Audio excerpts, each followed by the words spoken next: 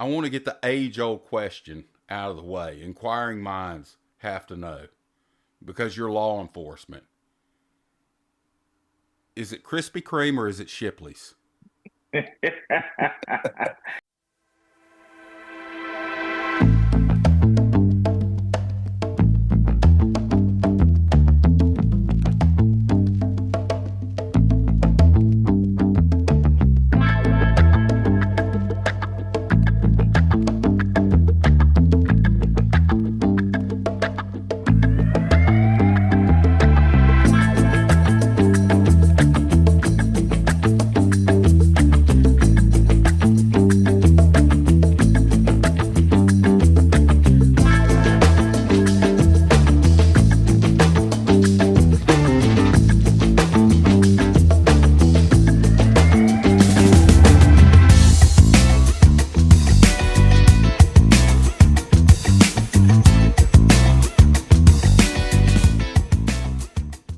Hey everybody, welcome back to Gettin 10-8. And today on our show we have our first law enforcement guest. I'm pretty excited about this. We have Mr. Derek Jones with us. Derek, say hello. And then of Hello. course we've got Bud McMahon who's back with us again. And y'all, I'm supposed to have Mike Pontius here again, but he's gone MIA. We started this thing, we waited 15 minutes for Mike. And when I've sent him messages, I'm not getting anything back. He did read, well, no, I don't know if he read the group on how to get in, but I sent him where he at. He hadn't read it. It's just delivered to him. So we're going to go ahead and get started. I sent him a message, said just join when you can. So as he comes in, because when I called him, it went straight to voicemail, which tells me he's out of pocket right now. But I'm going to tell y'all a little story about Mike Pontius before we really get into this. And for the last month, if you notice in the intro, you see Bud, in uniform. In this intro, you saw Derek in uniform. And I know y'all were asking, what the hell was that horse's ass in the intro that said with Mike Pontius? Well, Mike hadn't sent me a picture to put up in the intro. So I picked a picture for Mike, and it happens to be a horse's ass. And that's why that's in the intro. Now, the joke of this is none of us are going to talk about this, guys. We aren't going to talk about this when he gets here because he won't see it until it goes live. So y'all are getting a little bit of the behind the scenes on this. But anyway, welcome back to episode 4 of Gettin 10-8. And we've met Bud. We know background on Bud. We know background on me if you've looked at the other episodes. Kind of want to meet Derek and ask him, one, I want to get the age-old question out of the way. Inquiring minds have to know because you're law enforcement. Is it Krispy Kreme or is it Shipley's? If I have to choose, it's gonna be Shipley. Me Come on too. by the I mean, firehouse and we'll make you some coffee, brother. all right. I'm sorry. I picked on Mike. I've already kind of picked on you, Derek. let's get into the real deal. When did you get started in law enforcement, Derek? I got started law enforcement in 2007. I started with a local jail down here as just a CO. Then worked my way up to sergeant. And then after that, back in 2009, I went to the police academy with a local city, small city around here, and went on there. Then after that, in 2012, I went to the university down here. And then after that, and I went work for the county in full time in 2017.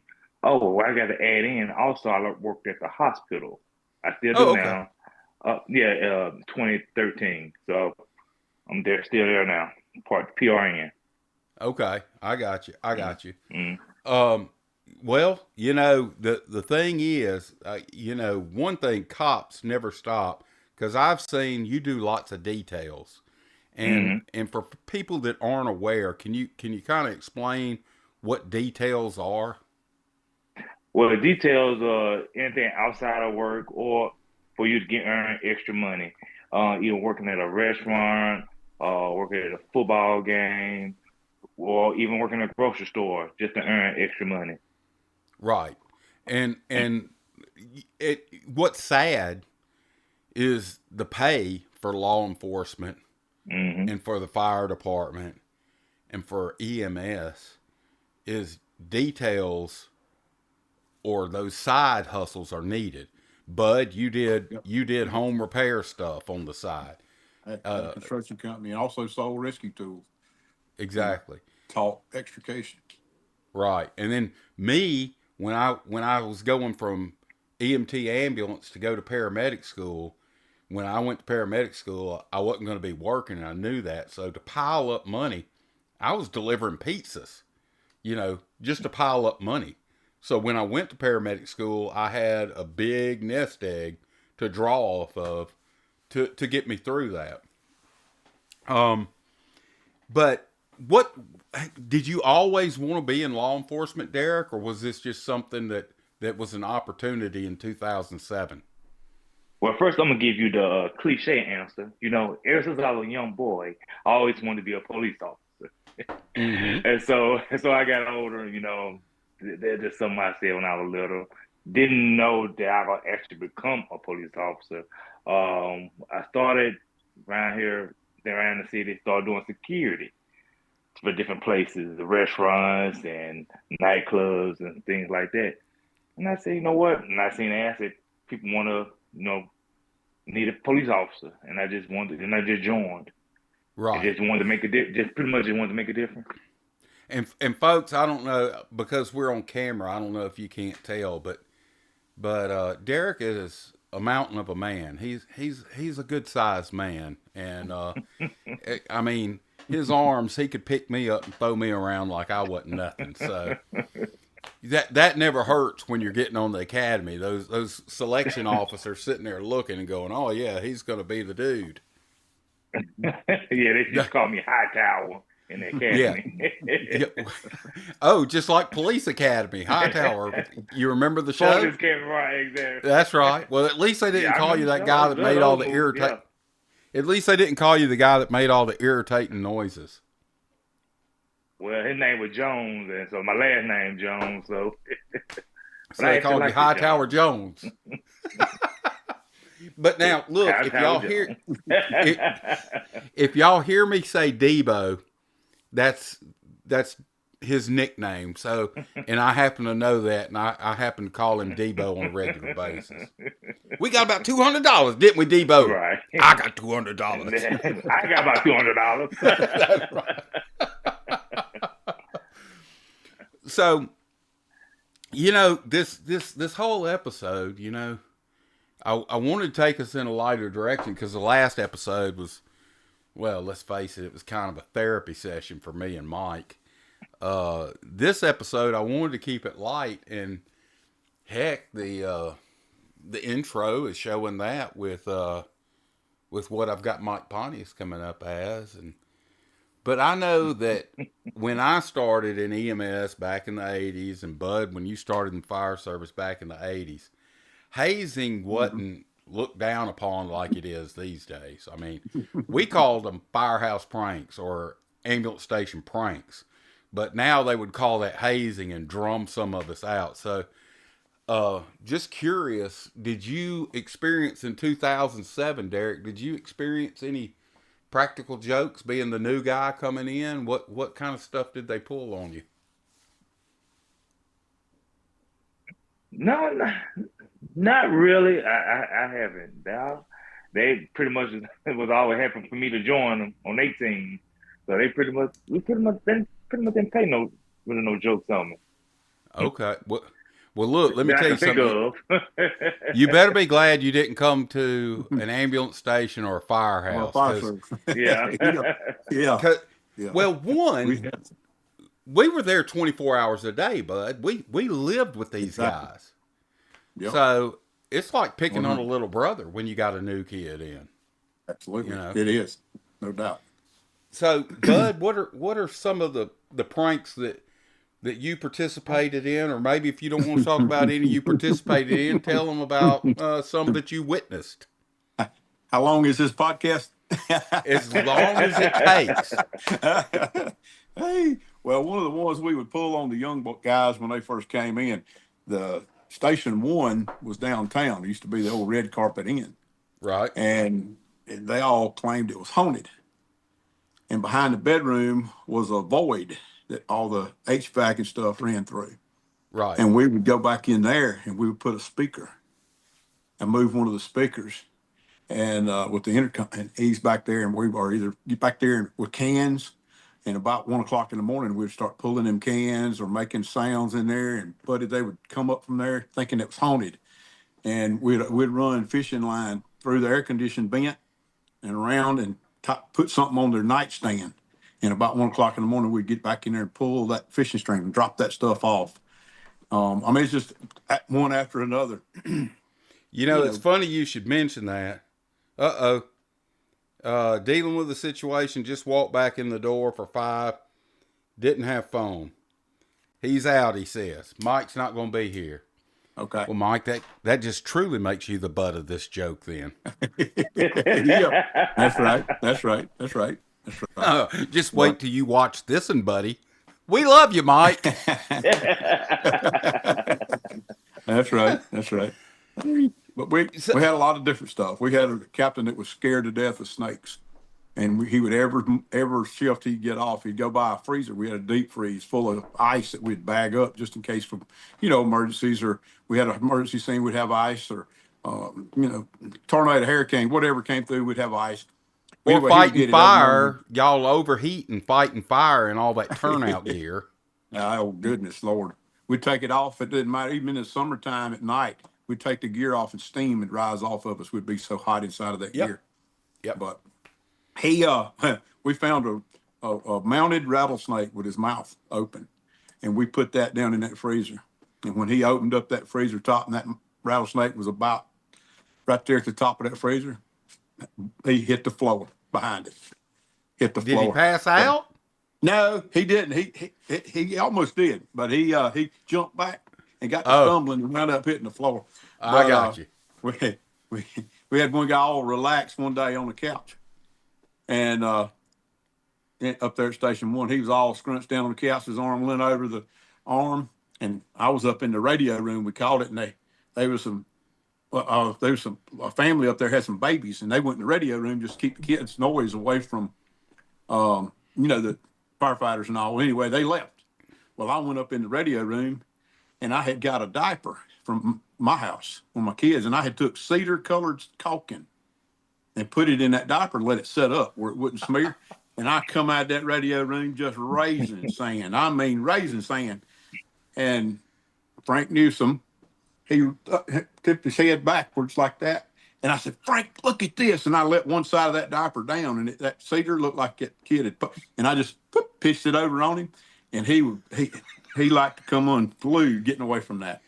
Just different stuff like that over and over. Dude, you two things that y'all dealt with at the firehouse sounds a lot like what we dealt with. Right. Because the first station I ever worked at, it wasn't a hotel. It was an old funeral home. Right. Okay. Right. And it was a 2-story funeral home. So what ended up happening was the embalming and everything got done on the second floor, and down on the first floor is where all the viewings took place. Right. So there was actually an elevator that wasn't an elevator. It was a chain hoist and a thing where they put the cadaver on to get it up in there to the embalming room. So we would go in there and shake those chains with when the new guy was there.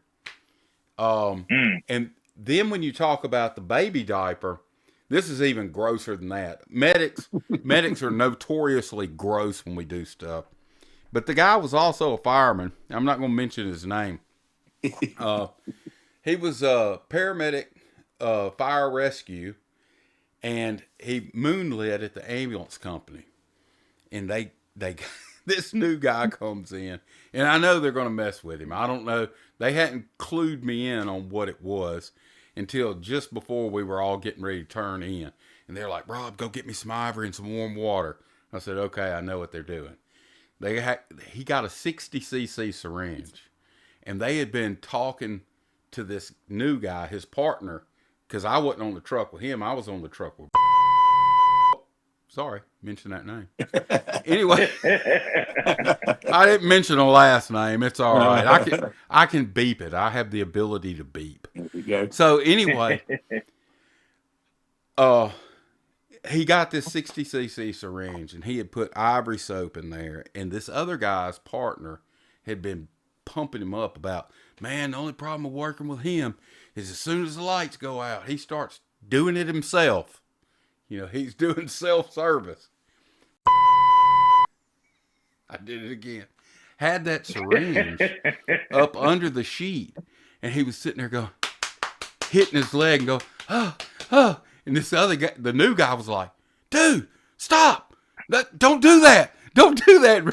Over there. And finally the guy, dude, sits up with that syringe and hits it and shoots warm ivory soap and water across the room and gets all over that guy. I thought that guy was going to beat him to death. I thought they were fixing to have a fight right there in that bunk room. We never went that far. Well, that's what I'm saying. Medics are notorious for some. Yeah, I am going to beep that because I happen to know that people might see this. I'm going to have to beep out some names. But we'd also do things like, you know, I told you, Bud, before, we didn't have a paramedic on every truck. That was a luxury. We got paramedics on every truck now in all these cities. We used to have what they had, a Sprint vehicle. You had a Suburban that was rigged out with all the ALS gear, and all the ambulances were basic ambulances. You know, I was an EMT ambulance, and I had a driver.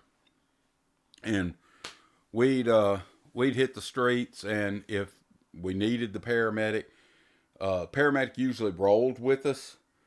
And then when he'd get to the scene, he'd assess and say, okay, I need to treat this patient, or no, you're going to be able to handle this patient, get them to the hospital.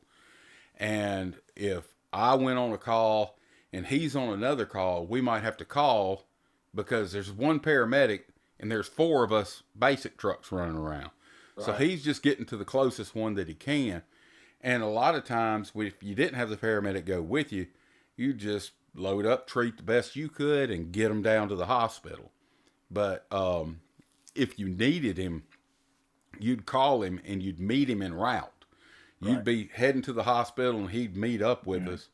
He'd jump in the back of the ambulance and he'd either load all his gear in there with us and ride with us if I had to do compressions, or if it wasn't like that, if it was something that he could treat, I would get in the Sprint vehicle and drive behind the ambulance to the hospital, so when he dropped the patient off, he could be back 10-8 and ready to go on the next call. But we used to do things like we'd take the Recessa Annie when we're all, bedding down, and we'd take the Recessa Annie and put it in the passenger seat. Have her arm up across the bench and have a cigarette hanging out of her mouth, He had her staged up, and the supervisor get called out for a call. He runs out there and he opens the trunk and he sees this Recessa Annie over there.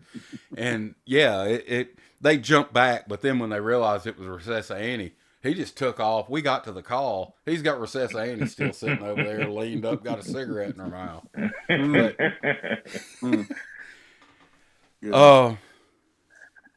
Go ahead. So when we was while we was working down the morgue, so me and another officer, we'll go down there. We have a new guy to teach him how to put bodies in the morgue.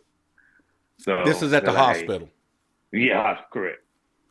And so what we do is I tell the other guy, hey, go ahead and sit up. You know what to do. So what he would do is run in there, lay up on the table, and put a sheet over him. Just lay down there. I said, so hey, tell the new officer, hey, we gotta come in, we gotta check this body in. So we go through all of the process and everything else and like that. So we're like, hey, now we gotta put him in the cooler. So this the part you gotta do on your own. So he'll get out there, get ready to crank him, put him in the cooler. Next thing you know, I walk out and the guy just pop up. Yeah, the daylight's out of him, boy. That's Now, right. Mm. you know, I worked at a hospital that had a 2-person morgue, was the cooler. And it was a 2-person job to get them in there because it wasn't, you see all these movies and it's a long tray that comes out head to toe in there. No, Right. these just slid out sideways. So it took two people to get the cadaver up on the tray, and we put it in there and slide it in. Then you could shut your doors. But Right. we only had the capacity for 2, and you know usually that was good because the funeral home would come and get them and take care of them from there. Right. But yeah, that was you know what was strange to me is cadavers still off gas. You know, if and you work at a small service, sometimes the coroner's going to have you transport the body to the hospital. And you know, you put a body in the back of the ambulance. Both of you are sitting up front because nobody's working on him, right? Lights aren't even on back there, but you're driving down the road and you hear him off gas fart. That's just the gas escaping from the body. But your partner will freak out quite a bit if they aren't used or understand that that's part of the process. That's going to happen. That's right. So, yeah, boy, we went dark again, didn't we? Leave it to Rob to take us dark on all this stuff. I don't know, dude. I've been in a dark mood for the last few days. I don't know what's going on with me. Maybe it's that medic coming out. Right. Of course, let me tell you, you know, now I deal a lot with snakes. So, Bud, when you were talking about that story, if the guy's deathly afraid of snakes, that's a good prank. But usually, I won't prank anybody when I'm dealing with a snake. Because if you're scared of snakes, that's the one thing I'm not going to mess with you about. Right. Even if I'm sitting there holding a snake. Because I ain't getting killed over this damn animal. That's right. That's right. That's right. But exactly right. You can run them all over the firehouse with a little old garden snake. Well, you know, it's funny you should mention that. I was working at this little small hospital, and you know those motion detector doors? All the rage. This motion detector door opens up, and we didn't see anybody walk through. And next thing you know, the next motion doors. I said, I guess we got a ghost in here. And I step out and I look. It wasn't a ghost. It was a gray rat snake. Good. And it had moved enough to where the doors opened and it came on in. And it had moved enough by that next door to get into the actual ER that opened up and it came in. Came on in. Well, you know, I picked up the snake and immediately, you know, the ER nurse says, "Ah, my God," you know, she didn't want anything to do with it. And I just took it out and let it go. But nowhere but South Mississippi would you have snakes crawling up in the emergency room. But that's a true story, that thing. Right. Right. I had ran across one snake at the hospital. I had got a call about a snake. It said, "We got a snake in the building." I'm looking around like, who got to get it? So I guess it was me. So I got there. It was a rattlesnake. But luckily, it was a small. I was able to scoop them up and put them outside where he needed to be. So we was good with that one. Well, I deal with snakes quite a bit at what I do now. And one thing that, you know, if it's a non-venomous snake, yeah, I'll pick it up and tote it around. I'll take a bite from a non-venomous snake. Usually wild snakes, that's their defense. And once they bite you and they figure out you aren't killing them or eating them, they'll leave you alone and let you carry them, put them in the bag or the bucket or whatever you're going to put them in. But if it's a venomous snake, I use the right tools for the job. I have snake tongs. My job, if it's a venomous snake, is to keep the sharp end away from the soft meat. That's right. That's right. But But that snake being in the freezer, and he didn't have clear thought because he was so deathly afraid of snakes, Yeah. that snake wouldn't have been moving real fast. No, no, no. Yep, yep. He wasn't That thinking would have about put him that at right the to time. sleep. All he seen Right. was snake. That's right. That's all he was seeing. For That's right. sure. For sure. Yeah. So, so There was another we, one time. This guy was proud of his new truck. Proud of his new truck. He bragging on it, bragging on it, bragging on it. So we got to putting like a quart of gas extra in it every day. He was talking about how good a mileage it was getting. So we'd add about a quart, and then we went to a half a gallon. And buddy, he come in there bragging, bragging, bragging, bragging. It was getting unreal fuel mileage just because everything he had was better than everybody else's. Well, we let that go on a couple of weeks, maybe a month. So we started taking out a quart and then taking out a little bit we start taking it out, taking it out. Well, buddy, his fuel mileage went to nothing. Well, he wound up taking it to the shop and spending all kind of money on it, trying to get his fuel system checked, get his truck did checked. y'all ever tell him? Heck no. We would have been in a bind if we'd have told him. He thought he got it fixed, I guess. What kind of No, truck was it? I don't even remember. It's been so long. A guy telling me today about something I did on the firehouse to him, and I'm like, I don't even remember that. But I was a battalion chief, and it got reported to me. I said, it seemed like I remember that incident, but I couldn't even remember it was him that I had to investigate it on. But I said, a lot of that stuff just runs together through the years, and you leave it, and I don't know if your mind wants to forget Put it some of it and behind go you. on, Yep. but you get to thinking about it, and what gets me though, and I don't want to get back off, get off the prank subject, but I start riding through Hattiesburg and my wife will be with me or something. And I say, we work such and such wreck there. Yep. I had a such and such Mhm. person there right in front of Walmart. I worked a lady from the bank right there. Yep. Every intersection in the city, just about it. I can tell you wrecks that we've had or, things like that. But that never leaves you. Right. You may forget it for a Right. minute, but you'll drive by and go, "Oh yeah, I remember that right there." Mm-hmm.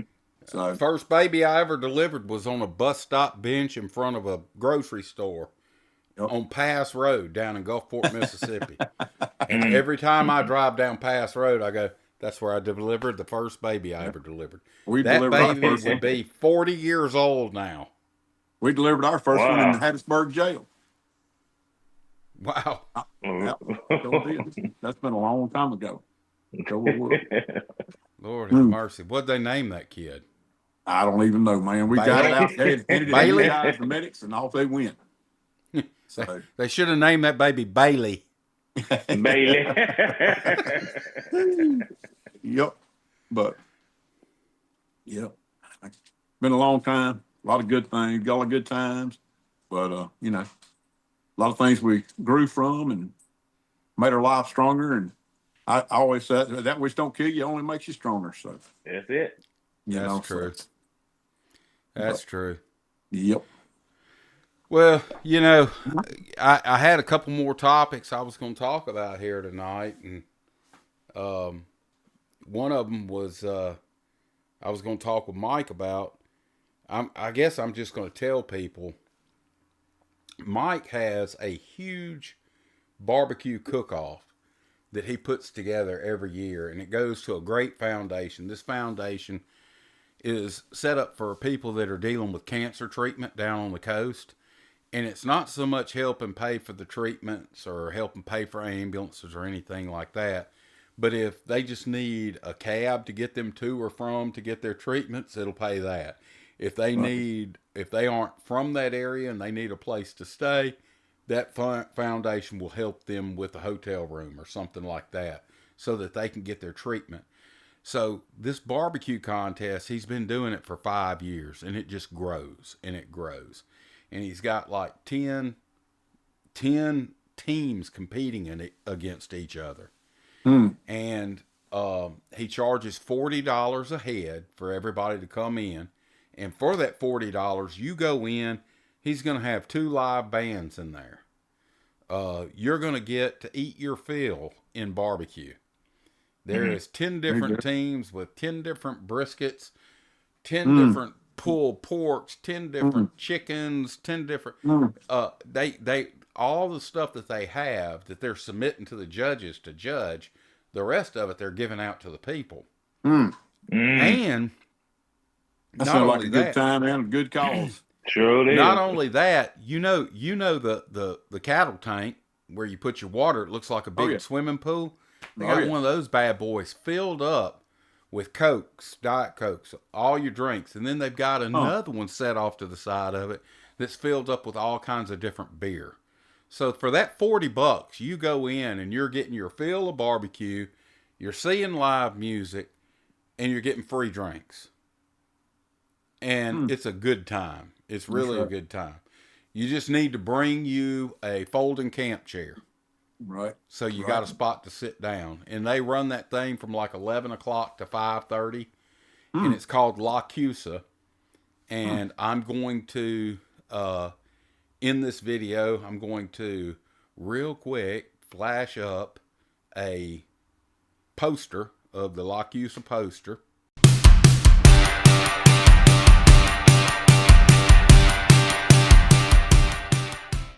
And we're back from looking at the poster. So if anybody wants to go check that out, the next time we have Mike on the show, surely we're going to talk about it.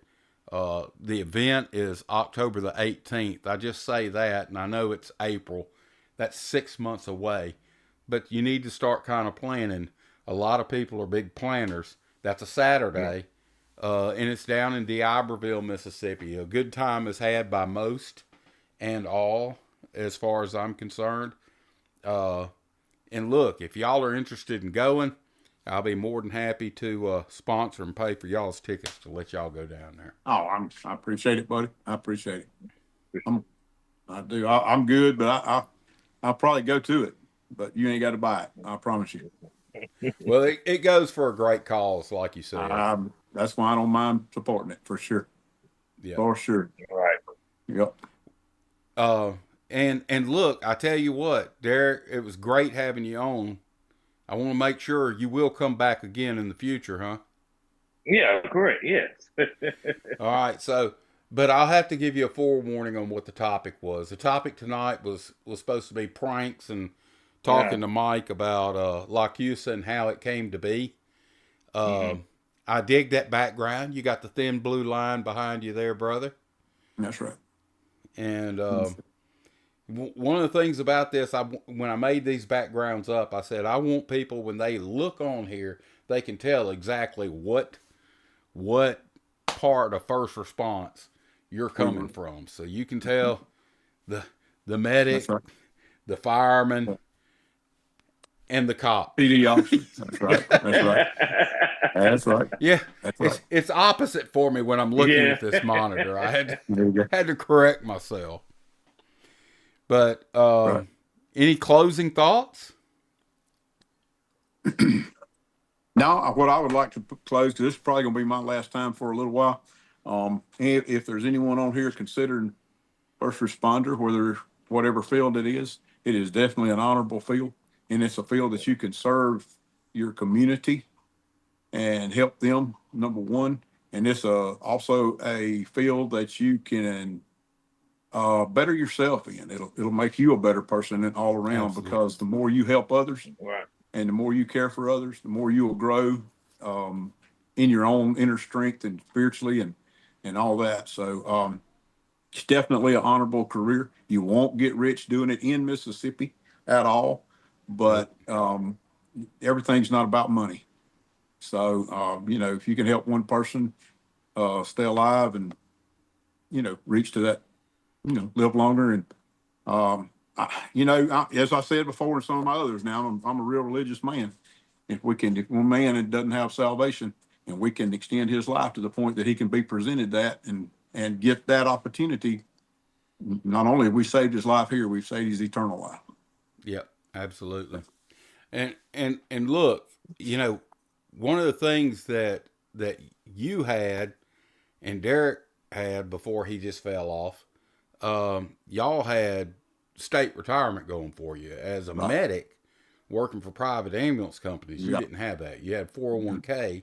That's right. That's right. that you could contribute to and stuff like that.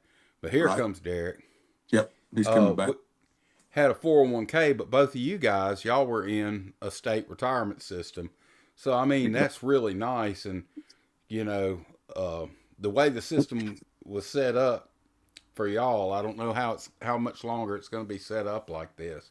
Well, Is here's that 13th check? let me throw Yeah. something out there real quick while we're on that subject. They are kind of messing around with the state retirement system, and where this is going to go right now. The salary, the income of a firefighter, police officer, that type thing is not there. It's not comparable to the rest of the nation. Right. The state retirement was the draw. It was the ones that drew your people in. It was a financial draw. Now you have your calling, you have what you want to do, your desire to serve the community.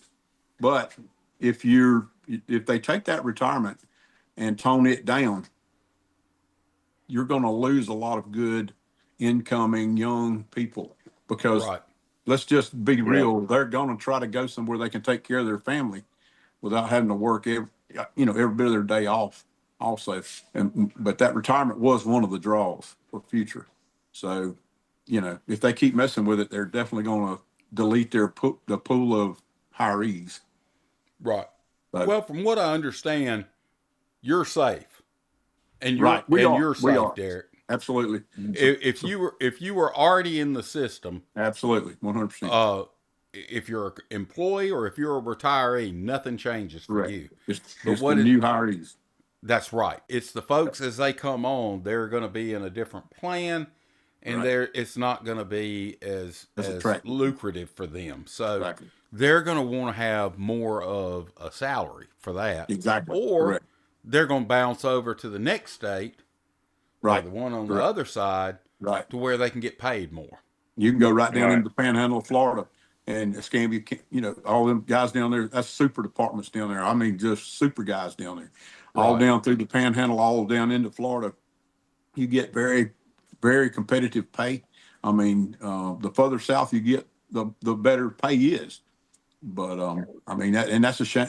Mississippi needs Yeah. to step up to that on their law enforcement and their fire side and their medics. And see, like for instance, in Florida, they run medics and all on their units, so you could actually be a paramedic and be in the fire service and obtain a fire department retirement. Right. Now we've kind of talked about this in the past. Down on the coast, there were paramedics that worked in Gulfport, Mississippi on the rescue truck. And Right. you said when Mike had asked you, had you considered becoming a paramedic? And you said no, because in Hattiesburg, Right. you could only be a basic on the fire truck, and you wanted to be a fireman. That's what your calling was, not EMS. Right. Which Right. completely understand that. Right. The deal is, the Gulfport Fire Department had an agreement with the hospital for their med control, and Right. it's a paramedic can't function without a physician as his med control. Right. He's functioning under that physician. Mm-hmm. Right. And the fire department, in Hattiesburg, you had Rescue 7 and you had AAA ambulance. Right. So they had paramedics on the truck. No need in having the firefighters do that. But Right. then you get them thinking that the firefighters are just the muscle sometimes, especially when you're dealing with those old backbreaker stretchers. Like when you started on the ambulance, that Model 30 Furno, that was a 2-man stretcher, they called it. But buddy, you'd load up somebody my size on that, you wanted more than 2 men on it. Absolutely. Absolutely.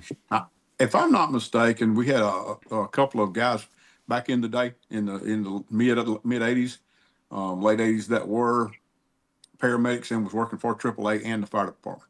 Right. So, but it was not recognized into the fire department as any kind of more pay or position or anything like that. But they did paramedic for AAA, Right. best of my memory. But Well, I tell you yeah, I what, folks. remember lifting Go ahead. assistance.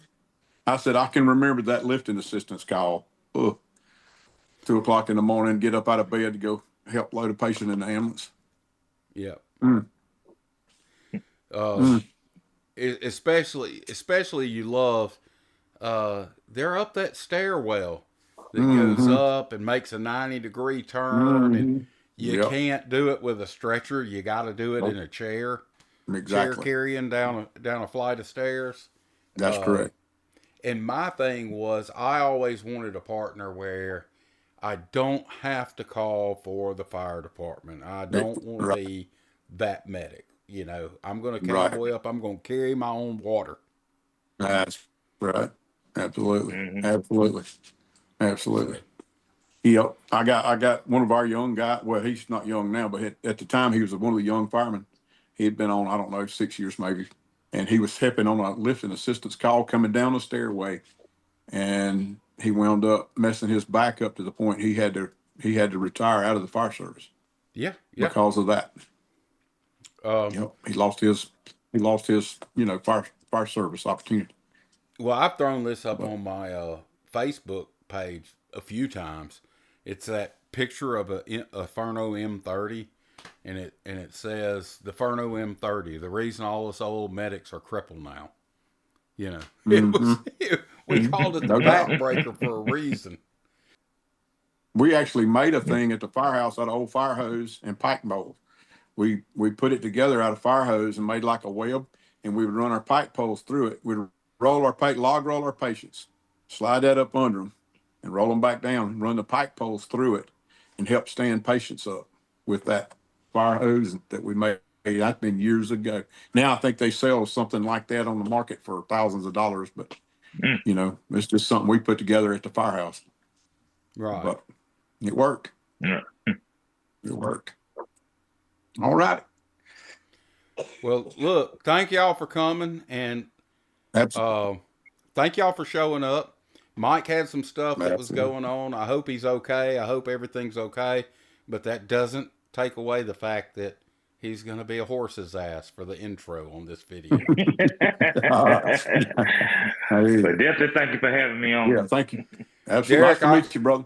Thank Derek. I want to have you back on again. So just get ready. I'm going to be calling on you from time to time. And if you All come right, up no with problem. anything that you think of that is a interesting something that you want to share with everybody, the thing is, it's difficult for you because where Bud and I are both out of our industry, we're Right. we're the old guys. You're actually Yeah. still active in law enforcement, so I know there's lots of stuff that you can't say, Yeah. or Yeah, you we're have to be done. way more guarded. Yeah, right. That's right. That's right. That's right. Well, folks, thank y'all so All much for right, joining guys. us for another episode of Getting 10-8, and look forward to seeing y'all next week. We'll have another episode coming. The plan for next week, well, I'm not going to tell you about the plan because if that doesn't come through, y'all are going to get something else. So just come back next week. We'll see you then. Y'all take care. We're done getting 10-8. It's time to get 10-10.